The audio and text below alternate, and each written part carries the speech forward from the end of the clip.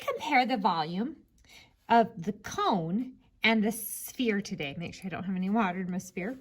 The sphere and the cone both have the same diameter, and the sphere is exactly as high as the diameter. The diameter of the sphere is the same as the height of the cone. So let's just pour some water into my cone so we can test the volume. Pour that into my sphere, spill a little bit. So if we're a little bit short, that's probably why. Do a little bit more water. So I have 1 cone of water in there. Let's see, let's make sure I don't have too much in there. Make 2 cones of water on this one. And oh my gosh, it's perfect. So there is 2 cones of water fit in 1 sphere. So what exactly does that do for us? Why do we care? Because, I mean, it's great that 2 cones of water fit in 1 sphere, right? But what does that do for us? So let's draw a sphere. And we're going to know it's a sphere because it's going to have this in the middle. And let's draw the cone, okay? Now let's go back, and I'm also going to draw a cylinder. Now remember, this cylinder has a volume that's equal to the base times the height. And the base of this cylinder is pi times the radius squared. So the volume is pi times the radius squared times the height. And if my cone is the same height and has the same size radius as my cylinder, we know that the volume there is 1/3 times the base, which is pi r squared, times the height. And we know, we just discovered that this volume of the sphere is equal to 2 times the volume of the cone, right? So that is 1/3 pi r squared h plus 1/3 pi r squared h. Which is great, because then I can just add them together, and it's 2/3 times pi r squared h. Well, okay, but let's look at this. Okay, so it kind of has a height, right? But we don't really think of a sphere as having height. We more think of it, I mean, if you look at this, I have a bigger sphere here, a different sphere that's not, half filled with water. What's the height of this sphere?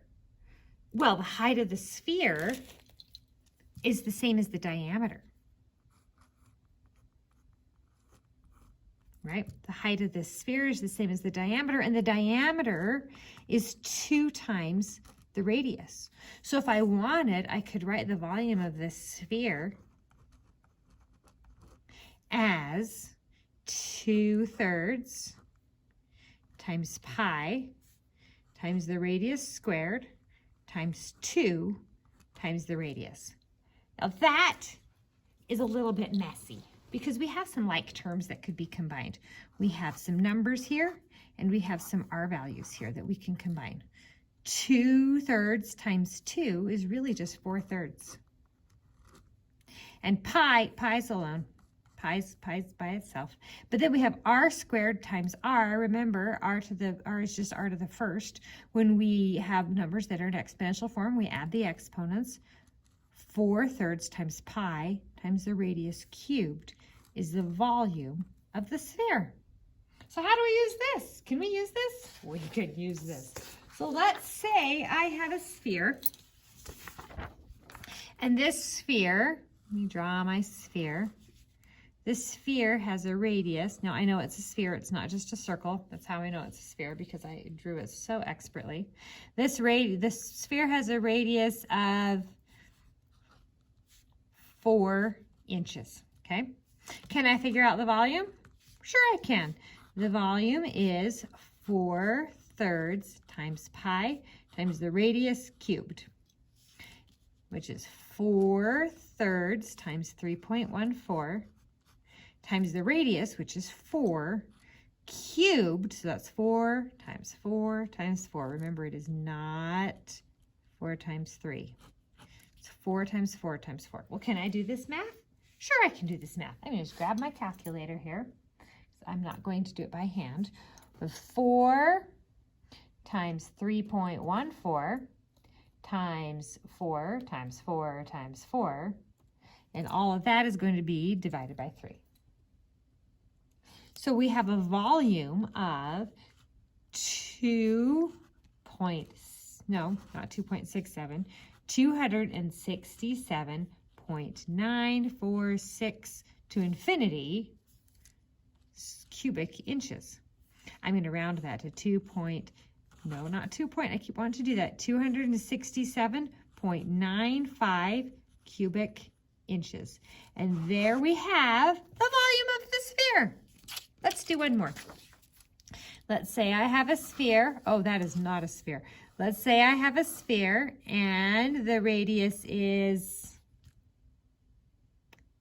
7 centimeters. Can I figure out the volume? Sure. The volume is 4 thirds pi r cubed.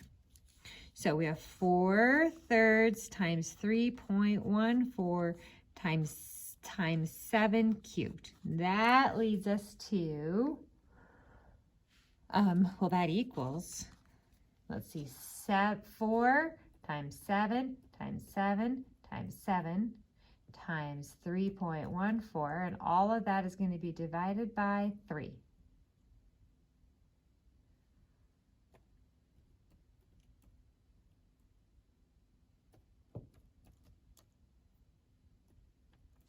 So that gives us, whoops, sorry, hit my thing, 1,436.026 with a line on it, cubic centimeters.